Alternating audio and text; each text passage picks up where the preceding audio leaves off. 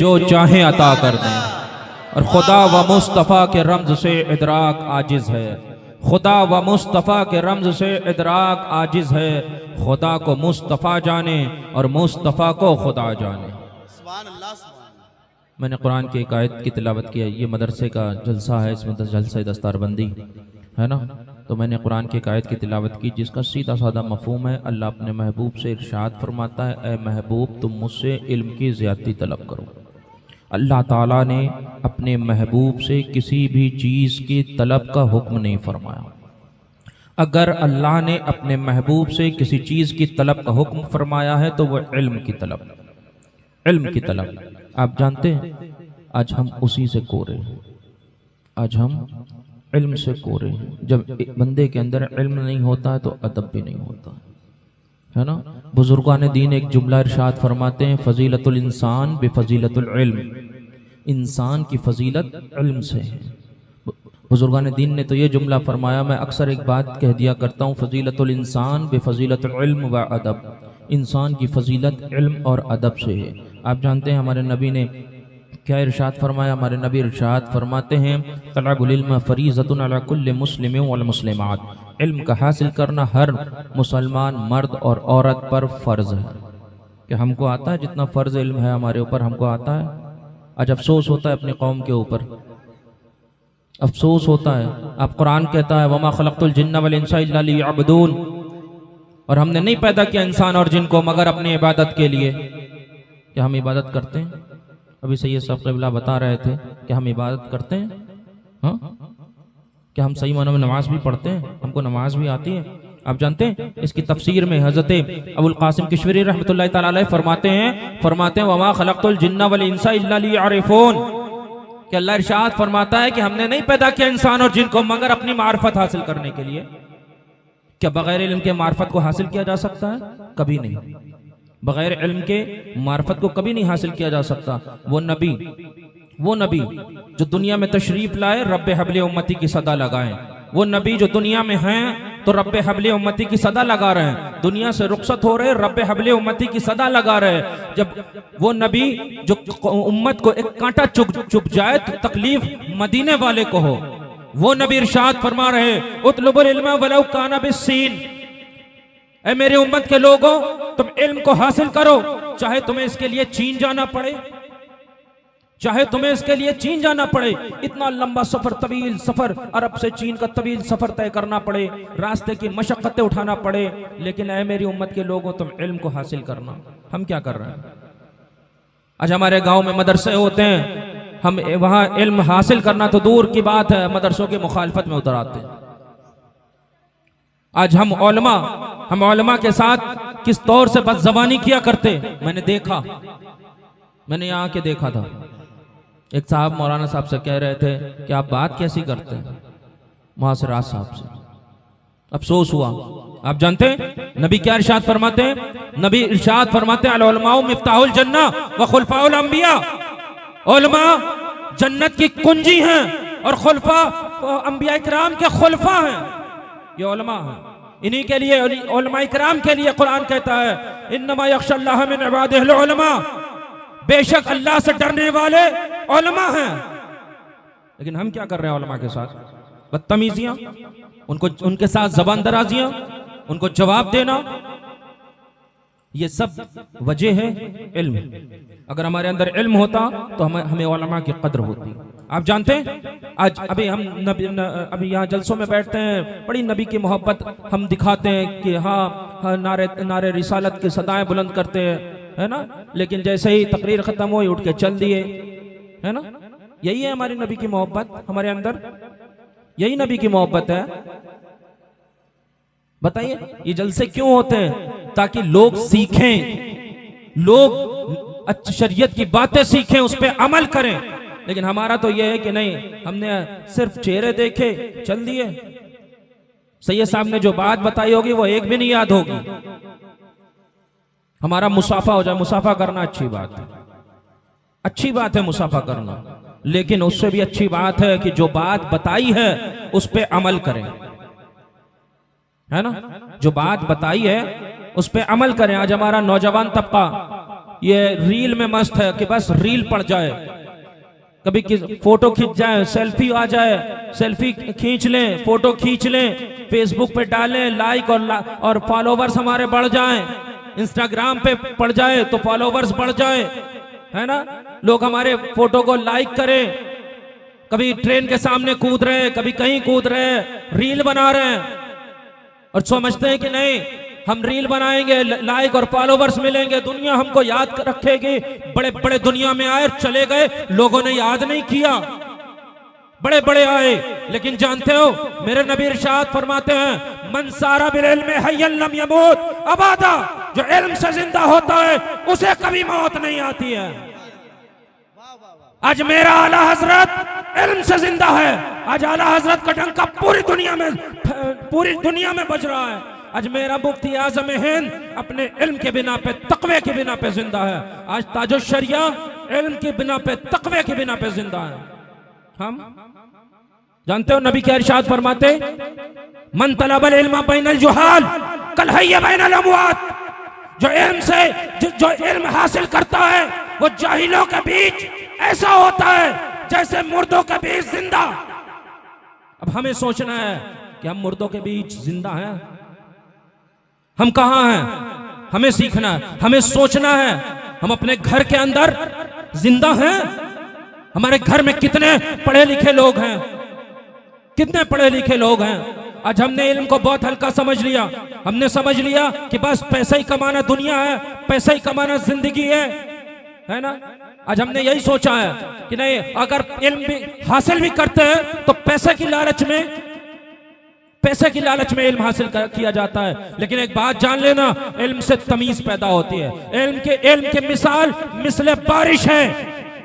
ये बारिश इंसान, जब तक ये बारिश अगर ना हो तो खेत सूख जाए, और ये बारिश हो जाए तो खेत हरे भरे हो जाए, लेकिन ये बारिश ज्यादा हो जाए। इल्म नाफे जो है वो इंसान की जिंदगी को संवारता है, और इल्म गैर नाफे इंसान की जिंदगी को बर्बाद करता है।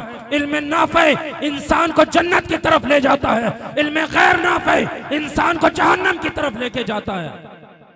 आप जानते हैं नबी क्या इरशाद फरमाते हैं, आज हमारी कौम को पैसे का बहुत लालच हो गया है कि बस पैसा पैदा होना चाहिए, कैसे भी आए, हमें इससे कोई मतलब नहीं। मेरा बेटा 10 साल का बेटा हुआ, पंचर की दुकान पर बैठा दिया, यहाँ बैठा दिया, वहां बैठा दिया। जानते हैं नबी क्या इरशाद फरमाते, नबी इरशाद फरमाते, मन तलबल इल्म तकफ़्फ़लल्लाहु लहू बिरिज़्क़ी, जो इल्म दीन हासिल करता है उसका रिज़्क़ खुदा ताला अपने ज़िम्मे करम पे ले लिया करता है।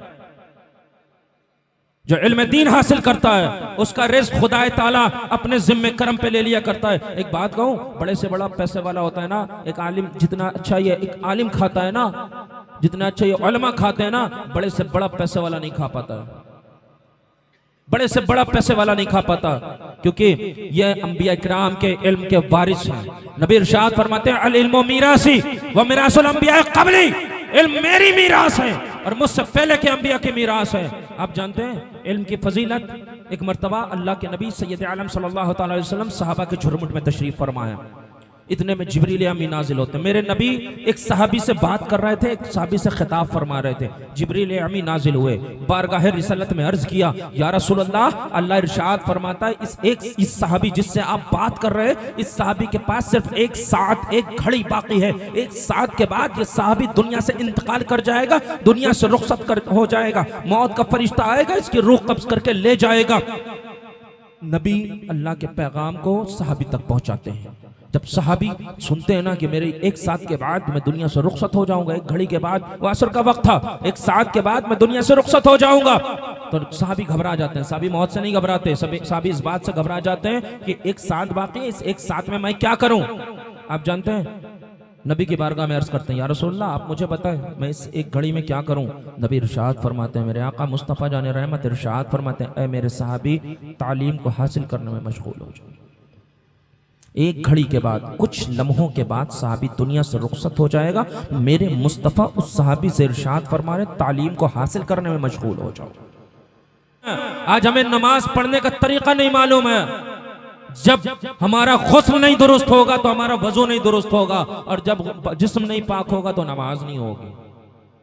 हमें चाहिए कि हम अपने उलमा के पास जाएं, अपने उलमा से सीखे, मदरसे में आए, मदरसे में उलमा से पूछे कि हमें गुस्ल का तरीका बता दीजिए। हमें उलमा से अदब के साथ पेश आए, अपने उलमा का ख्याल रखें, अपने मदरसे का ख्याल रखें, उलमा के साथ अदब से पेश आए। आप जानते हैं जन्नत में जाने का रास्ता जानते हैं? बहुत आसान रास्ता है। नबी इरशाद फरमाते हैं, नबी लिकुल्ले शैइन तरीक, हर चीज का एक रास्ता है। तरीकुल जन्नतिल इल्म, तरीकुल जन्नतिल इल्म, जन्नत जाने का रास्ता इल्म है। तो हम इल्म हासिल करें, इल्म हासिल करें, है ना। मैं अक्सर एक बात कहता हूँ, मारेरा ने एक पैगाम दिया था, मारेरा ने एक पैगाम दिया था, आधी रोटी खाइए। जब आपके पास कम पैसा हो ना, तो मारेरा ने कहा था कि आधी रोटी खाइए, अपने बच्चों को पढ़ाइए, है ना। जब आपके पास कतई पैसा ना हो, तो बिलग्राम आपसे कहता है कि दिन में रोजा रखो, रात में भूखे सो, मगर अपने बच्चों को इल्म दो।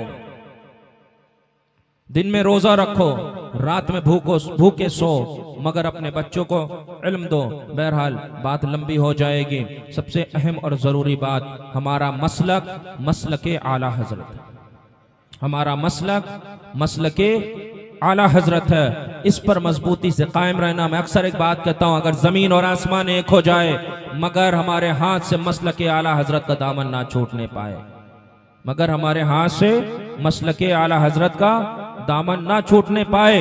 और मसलके आला हजरत तो आले मोहम्मद का नारा है, मसलके आला हजरत तो ये आले मोहम्मद का नारा है, यही मसलक हमारा है।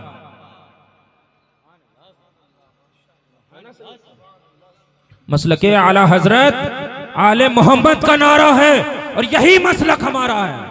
मैं अक्सर एक बात कहता हूं कि अगर तुम्हारा बाप, भाई, दोस्त, रिश्तेदार, अजीजो अकारिब कोई भी हो दुनिया का, वहाबी हो जाए, देवबंदी हो जाए, कादियानी हो जाए, राफजी हो जाए, नासबी हो जाए, हत्ता की मसलके आला हजरत से फिर जाए, तो तुम दुनिया में उससे अपना रिश्ता तोड़ देना। मैं अपने जद्दे आला फातह बिलग्राम के तवस्सुल से कहता हूँ कि बरोज़े महशर लवाउल हम के नीचे सरकार इमाम हुसैन के नाना से अपना रिश्ता जोड़ लेना। अगर तुम्हारा कोई भी रिश्तेदार वहाबी, देवबंदी, कादियानी, राफजी वगैरह वगैरह हो जाए, तो तुम दुनिया में अपना रिश्ता तोड़ देना, बरोज़े महशर अपने नबी से अपना रिश्ता जोड़ लेना।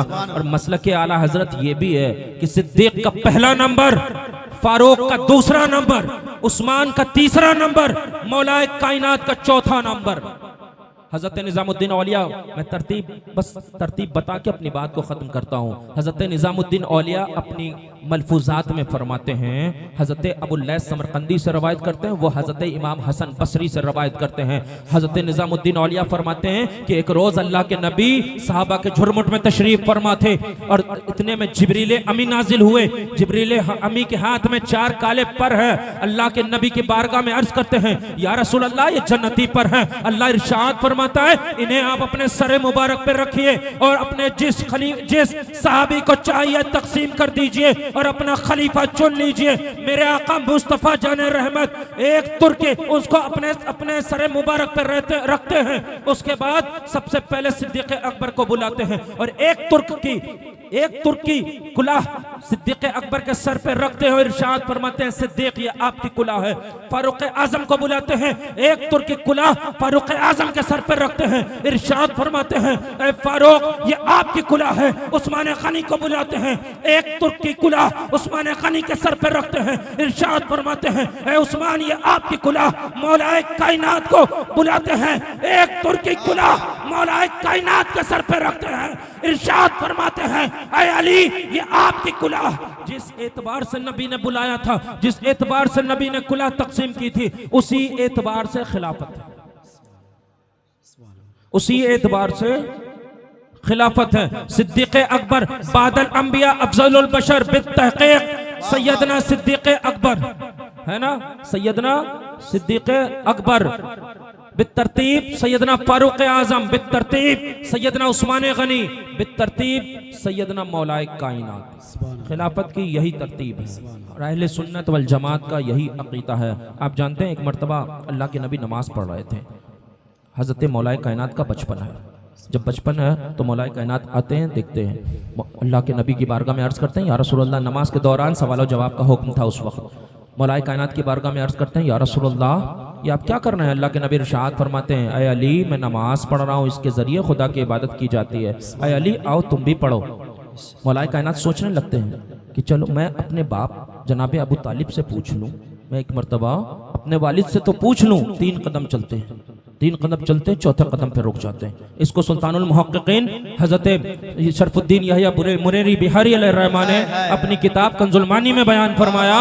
फरमाते हैं कि 3 कदम चलते हैं, चौथे कदम पे रुक जाते हैं मौलाए कायनात। और जब चौथे कदम पे रुक जाते हैं तो सोचने लगते हैं कि मुझसे मेरे वालिद जनाब अबू तालिब ने तो कहा था कि ऐ अली, जो मोहम्मद अरबी सल्लल्लाहु अलैहि वसल्लम तुम्हें हुक्म दे उसकी तामील करना, जो वो कहें तुम वो करना, फिर मुझे पूछने की क्या ज़रूरत। सुल्तानुल मुहक्किकीन कहते हैं मौलाए कायनात के चौथे नंबर के खलीफा होने की एक ये भी वजह है ना। तो खिलाफत की वही तरतीब है जिसका अहले सुन्नत वल जमात का जो अकीदा है।